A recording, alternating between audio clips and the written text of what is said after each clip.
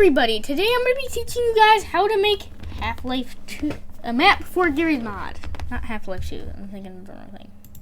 So this is made with Hammer++, but most of the features will carry over. Like, the model browser and stuff like that will not be carried over. So you're going to want to go to the upper left corner that says File. You want to click on New. And you want to go to this browser.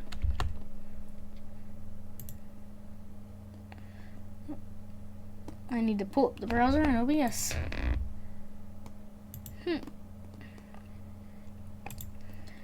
I need to add that.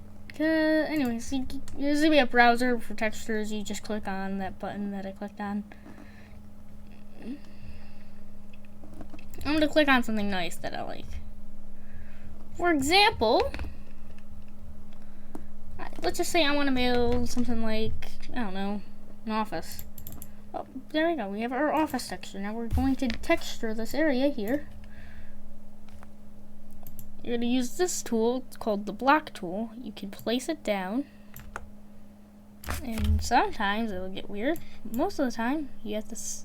I advise you turn on the tool texture lock. It's very, very obvious on how it works. It does exactly what it just said. It locks textures positions. It's very useful. Making levels. Have multiple elevations. In this level, I'm going to be building a small little building. Some stuff to explain. Alright, so now I'm going to make a room with metal. I'm just going to look up concrete in the texture browser. Sorry if it isn't showing up in OBS, it's just the way it is. Also, yes, I'm using OBS now. Hooray! Now I'm going to be making this like that, and boom. Now you have this. You carry this down, and that's how I use texture lock. So you can get stuff like that. Pretty much.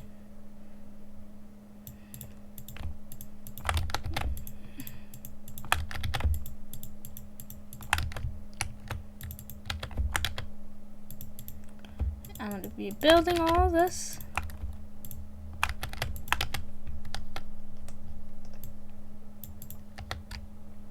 There you go. That is all done.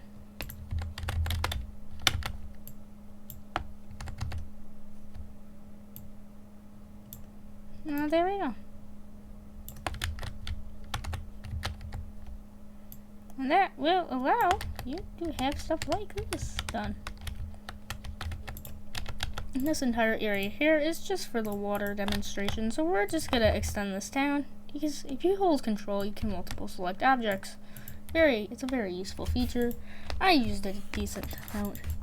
Now I'm going to go get a concrete floor texture and perfectly do it like that. And then shrink it down. So it fits the size I want it to be. Now I'm going to go into the model browser and look up node draw. It's a very useful texture. You want to go straight through there and cover the entire thing in node draw. This step is very important in order to get water into your map. This is just going to be a general tutorial, so you know how to make stuff. Now you're going to want to open the face sheet editor. You're going to want to look for water. And you're going to use whatever one you want. I'm using Hammer++, so I'm just going to use Coastal 1. My personal go-to for water. Now, you might be asking, why do we need skyboxes and water and so-and-so? Well, very simple. So the level makes logistical... Well, not all level makes sense, but all level have something in common. They're very consistent. Hammer tends to be very hard to use. Even Hammer++ takes a lot of experience. I know it. I have a decent amount of experience, so I am pretty qualified on making this video. So just showing you how to make a map. This here is the room that you should have if you want to test out your Gmod hammer. Now you want to go to here, search for whatever floor you want. I'm just going to use this carpet floor because why not? align it perfectly where the water is. And I mean perfectly. Because if you mess one thing up, your map can leak. If you want to work around, I advise you just place a no-draw box around your map. Now you're going to want to go to this tool called the Entity tool. It has like some kind of dot or like a pin. Now you're going to get an info player start. And I'm going to teach you how to use props, dynamics, and physics. So we're going to look up prop underscore dynamic. You can use dynamic or dynamic override. And you have to look for an asset that has dynamic in the name.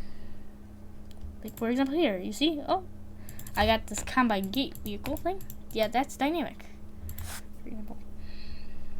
I'm going to look for another more useful one. Probably should show off dynamic override. For example, dynamic override is the exact same as dynamic, except any prop can be a dynamic override. I'm going to use a boat model, because boats, and place it in the water. Now you have boat. Now you have a boat in the water. It'll be there when we launch the map. Now we have this other map, other info player start. So we're doing this prop underscore physics, and you're gonna look for crate. Another browser. And you're gonna want to go to the MDL files that if you're using Hammer++. So you're gonna click wood cradle 1, for example.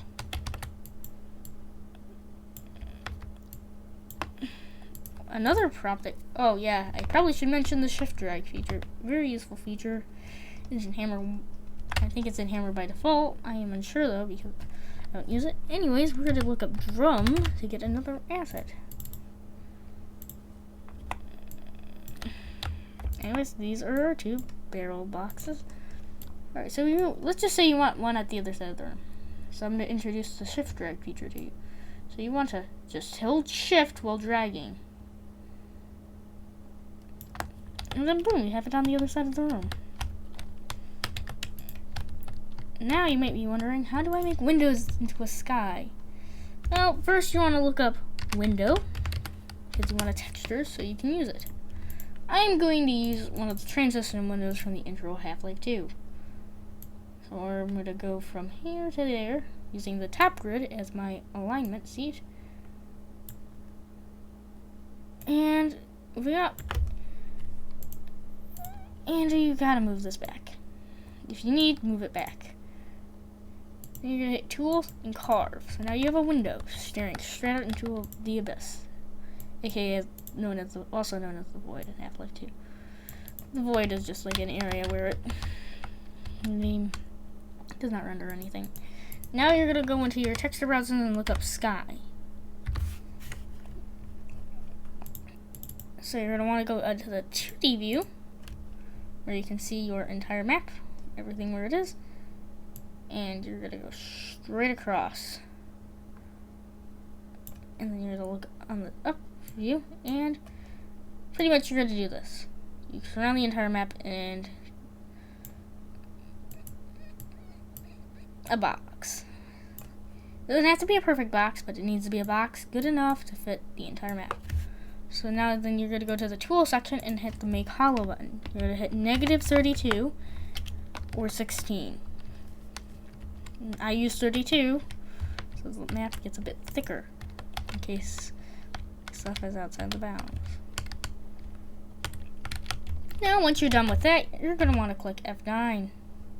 If you haven't, just go save it to your files. Save it to your files in your Gmod. I believe I have it in my external. So you're going to go to your CMap, Steam Library, Common.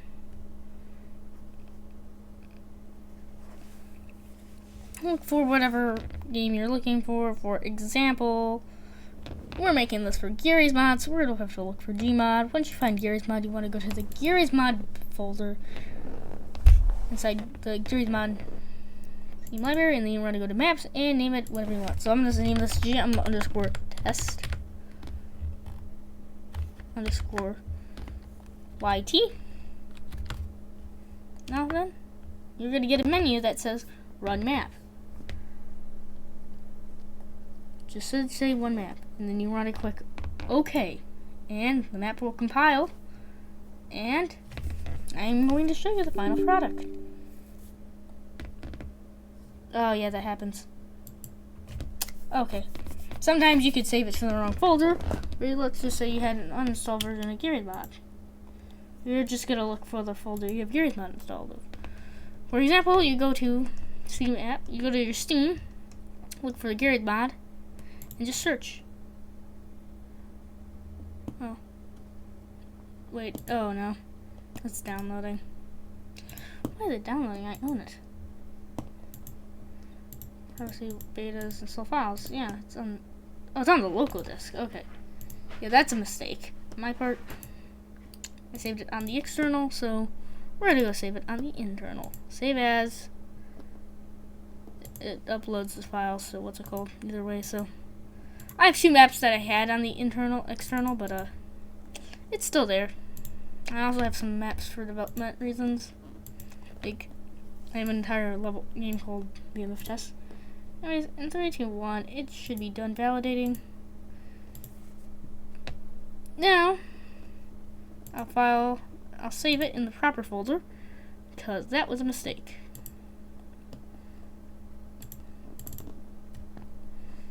And this happens more often than you think, because you could make a mistake thinking it's in one folder, in reality it's in the other.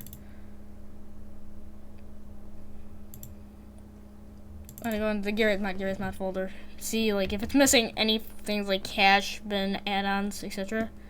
That's how you know you did it wrong. But don't worry.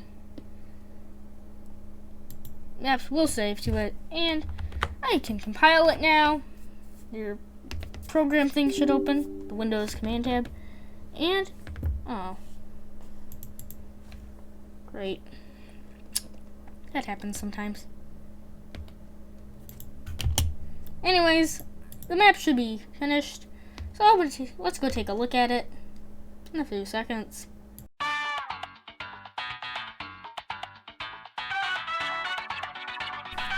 Oops guys, I meant to, this is just a quick edit. I forgot to add in lights, so the only thing I need to do right now is just me adding in lights.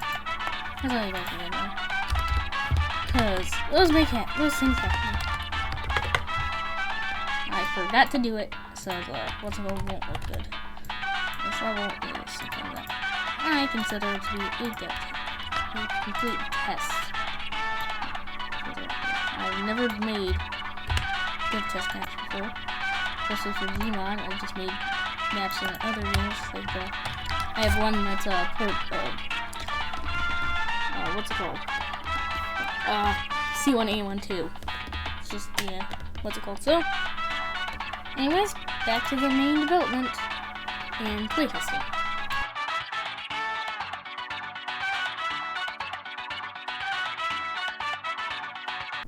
Right now we're loading into the map as we speak, and here we are. This is the map. You can pick up the crates, you can build stuff with them. The map has lights and the window works. You can place the sky outside. So you can do stuff like that. You can't pick up, oh yeah, I forgot. Yeah, proper dynamics can be picked up and the fizz gun. Anyways, that is pretty much it. That's all you need to know about this mod. How to make a custom map for Gmod. Remember to like, comment, and subscribe, and I'll see you guys next time.